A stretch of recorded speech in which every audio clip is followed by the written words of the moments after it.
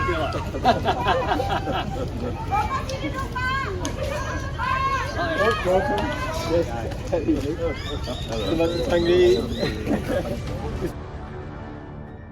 Kunjungan Presiden Joko Widodo ke Sydney disambut baik oleh Perdana Menteri Australia Anthony Albanese. Hal tersebut terlihat ketika PM Albanese mengajak Presiden Jokowi menaiki kapal dari dermaga Admiral House menuju dermaga Tarongaju pada Selasa 4 Juli 2023.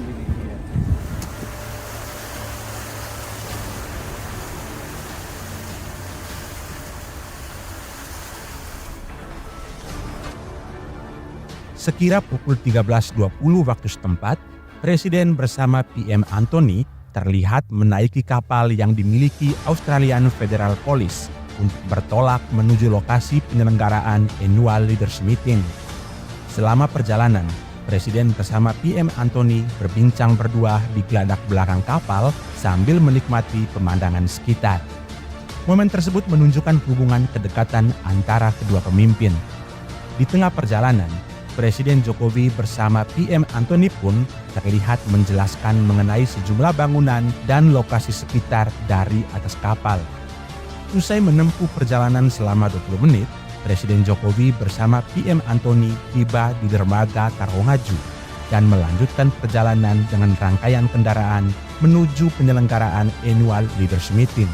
And can I say what a privilege it is to host you here in my home city of Sydney and show the dynamism of modern Australia, and it is particularly nice to host you in this wonderful venue. I apologise that the weather isn't perfect today, but we have done our best. Ini merupakan sebuah kegiatan balasan dari PM Albanese atas pengalaman menyenangkan saat kunjungannya ke Indonesia beberapa waktu lalu.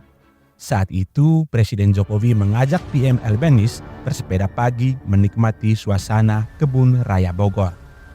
Di Australia, Presiden Joko Widodo dan Perdana Menteri Anthony juga mengunjungi Sumatran Village.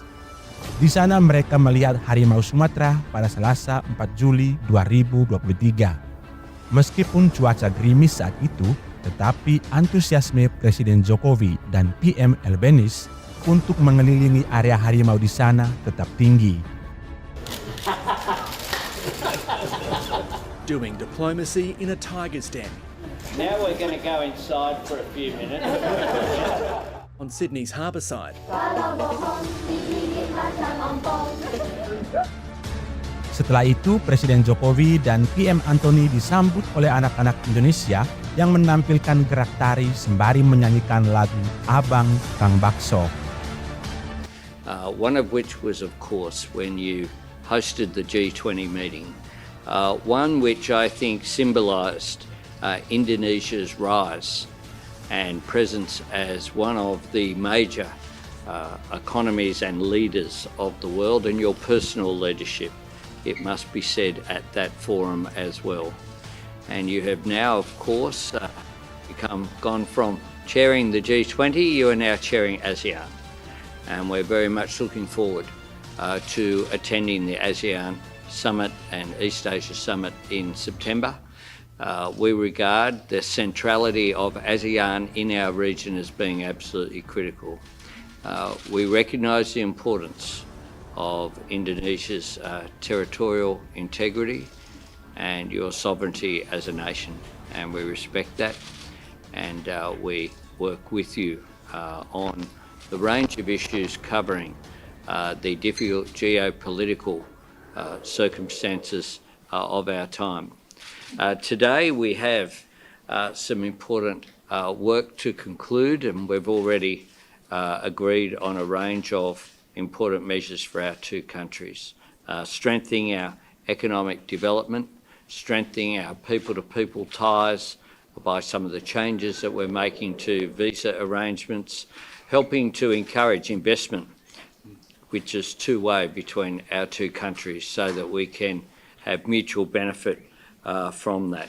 Cooperating on regional security, looking towards the opportunities that are in our region with the changing economy, including of course, the discussions we've had about cooperating on areas such as climate change, lowering emissions, and that includes the transition that the world is seeing towards greater use of electric vehicles and the opportunity that we have there on critical minerals and other areas.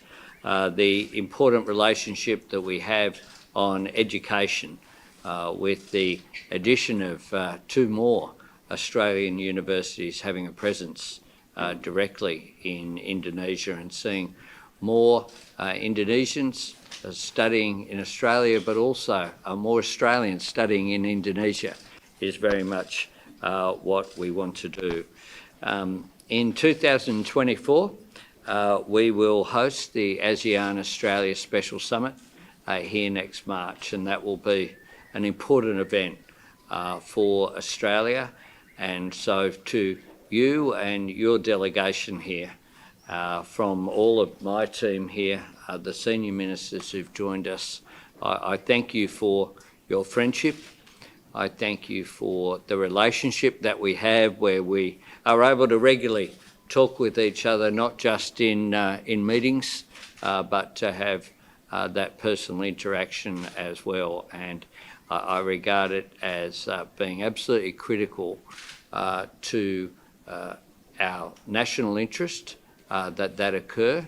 But on a personal level, I regard it as a great honour as well, and something that the warmth between us is something that has given me a great deal of pleasure and satisfaction, and I look forward to that continuing.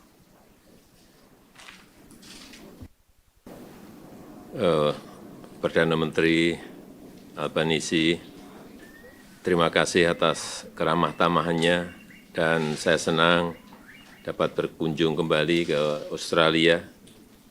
Australia adalah sahabat dan mitra strategis bagi Indonesia dan juga bagi ASEAN. Dan saya berharap pertemuan ini semakin memperkuat kerjasama bilateral dan kolaborasi kita. Perdana Menteri Albanese sejak annual leaders meeting tahun lalu di Bogor telah banyak perkembangan positif, dan terima kasih untuk komitmennya. Dan saya masih berharap komitmen investasi yang sedang berjalan juga dapat terrealisir, seperti pengembangan layanan kesehatan, perluasan skala tenaga kesehatan, proyek climate and infrastructure partnership, dan selain ada 4 hal yang lain yang ingin saya sampaikan. Yang pertama terkait perdagangan. Sejak berlakunya Indonesia-Australia CEPA, volume perdagangan naik 90% menjadi 13,3 miliar US dollar di tahun 2022.